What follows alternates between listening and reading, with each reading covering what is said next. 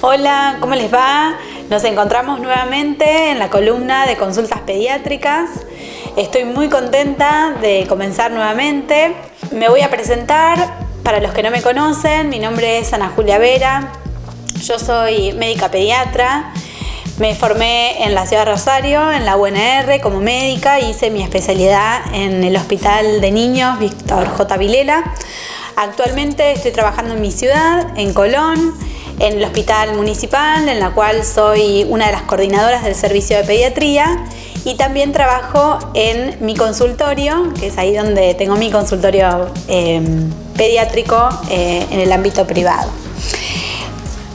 Todas las semanas tenemos esta columna donde la idea es poder abordar diversos temas de interés para la comunidad, para la familia. Así que yo siempre les pido, les solicito que nos vayan tirando ideas sobre cuáles son los temas que les gustaría que nosotros charlemos en estos espacios. Hay canales de comunicación a través de Facebook, de Instagram. Mi Instagram es Consultas Pediátricas Ana Vera, en donde ahí tenemos mucha información, donde vamos a ir subiendo también estos espacios y donde puedo recibir a través del Instagram también del canal todas las sugerencias que se les vayan ocurriendo. Bueno, hoy vamos a hablar sobre la gripe. La gripe es una enfermedad infecciosa de origen viral que está producida por un virus que se denomina influenza. Es una enfermedad respiratoria, es muy conocida y principalmente en esta época del año. Es una enfermedad que ocurre principalmente en los meses de invierno, en otoño, invierno. Por eso siempre escuchamos la campaña de vacunación que comienza unos meses antes, justamente en los meses de marzo, abril, para poder prevenir la infección, o en aquellos pacientes en los cuales no podemos prevenir la infección, sí podemos prevenir las formas complicadas, graves, y hasta también evitar las muertes que ocurren por este virus. Como dije, es una enfermedad respiratoria que tiene un periodo de incubación aproximadamente entre 1 y 14 días, es un periodo de incubación muy largo, donde este virus ingresa a la vía respiratoria, infecta esa vía respiratoria y luego del periodo de incubación comienza con los síntomas. El periodo de contagio, esto es importante, comienza desde el día 1 previo a los síntomas hasta más o menos entre el día 5 y día 10 en los niños, en los más chiquitos, hasta 10 días después del inicio de los síntomas. Es decir, que además tiene también un periodo de contagio muy largo. ¿Y cómo se contagia esta enfermedad? Se contagia a través del contacto persona a persona, a través de las secreciones respiratorias. Nosotros cuando hablamos eliminamos gotitas muy chiquitas que nos las vemos a través del habla, a través de la tos, a través de los estornudos. Todas esas gotitas de saliva están cargadas de ese virus. Ese virus no queda suspendido en el aire porque generalmente están con gotas que son un poco más gruesas, entonces no queda suspendido en el aire, sino que esa gota cae en el piso o cae en los objetos. Por lo tanto, también se contagia cuando nosotros manipulamos distintos objetos que tienen el virus. Y el virus puede quedar en esas gotitas de saliva durante varios días.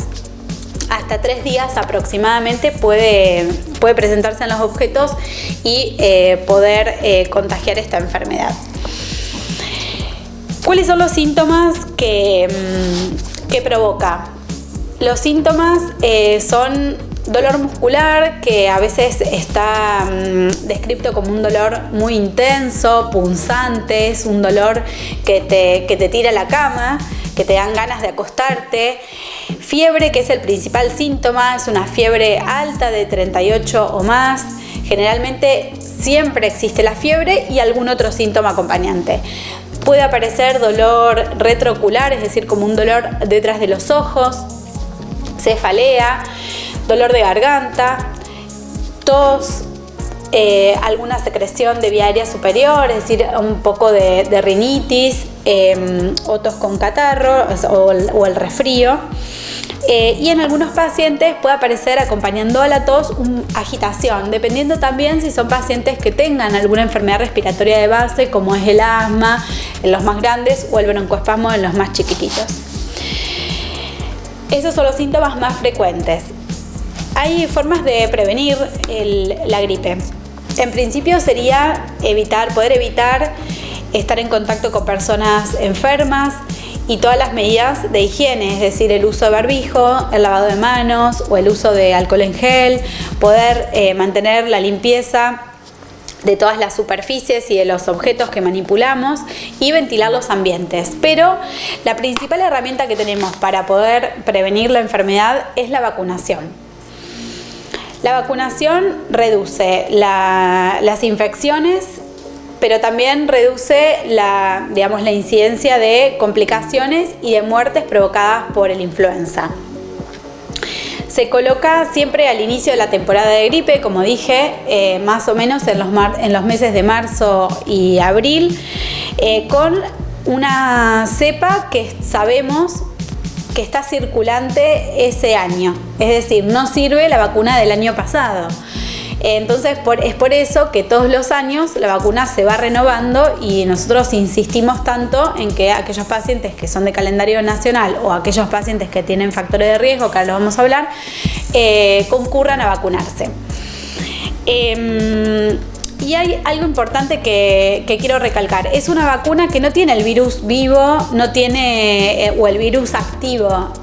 Por lo tanto, no es una vacuna que va a producir la enfermedad, que alrededor de esto hay mucho mito y hay muchos pacientes que no se quieren colocar la vacuna porque tienen miedo a enfermarse o porque se vacunaron y dicen que les agarró gripe. Lo que puede provocar la vacuna es un cuadro pseudogripal, algunos síntomas muy leves de lo que sería infectarse con gripe. Puede haber un poco de dolor muscular, algo de dolor de cabeza, algunas linitas de fiebre, pero muy baja. Y no ocurre en todos los casos. En la gran mayoría de los pacientes esto no ocurre. Nos colocamos la vacuna sin que nos produzca ningún síntoma parecido o similar a la gripe. Y esto es porque el virus se encuentra inactivo en la vacuna y lo único que nosotros producimos es una respuesta hacia esa partecita del virus o a ese virus inactivo que nos alcanza para poder producir todas las defensas que necesitamos para combatir en el caso que estemos enfrente del virus realmente. ¿Quiénes se van a vacunar? Se van a vacunar personas que estén en contacto todo el tiempo con el virus, como nosotros, el personal de salud. Después pacientes como son las embarazadas. Debemos proteger a las embarazadas y debemos proteger a esos niños por nacer, porque los niños chiquititos no pueden vacunarse. Entonces las embarazadas tienen la indicación de colocarse la vacuna a partir de la semana 20 de embarazo. Las puérperas, es decir, hasta 10 días después de realizado el parto o la cesárea, y esas mujeres que no hayan recibido vacuna durante el embarazo deben vacunarse principalmente para poder cuidar a ese bebé recién nacido.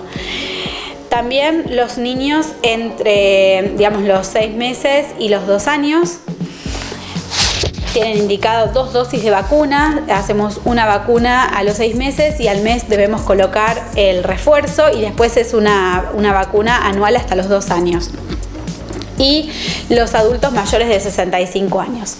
También tenemos aquellas personas entre 2 años y 65 años que tienen factores de riesgo, como cuáles: enfermedades respiratorias, por ejemplo, asma moderado o grave, enfermedad pulmonar obstructiva crónica, conocida como EPOC, la displasia broncopulmonar, pacientes con fibrosis quística, pacientes que tengan enfermedades cardiovasculares como insuficiencia cardíaca, valvulopatías, cardiopatías congénitas, los más chiquititos, pacientes que tengan alguna inmunodeficiencia, ya sea adquirida o congénita, pacientes con VIH, algunos pacientes que estén en tratamiento con corticoides en dosis altas y en forma crónica, pacientes asplénicos, es decir, que no tengan el vaso por alguna razón, pacientes con enfermedades oncohematológicas, Y también otros pacientes como por ejemplo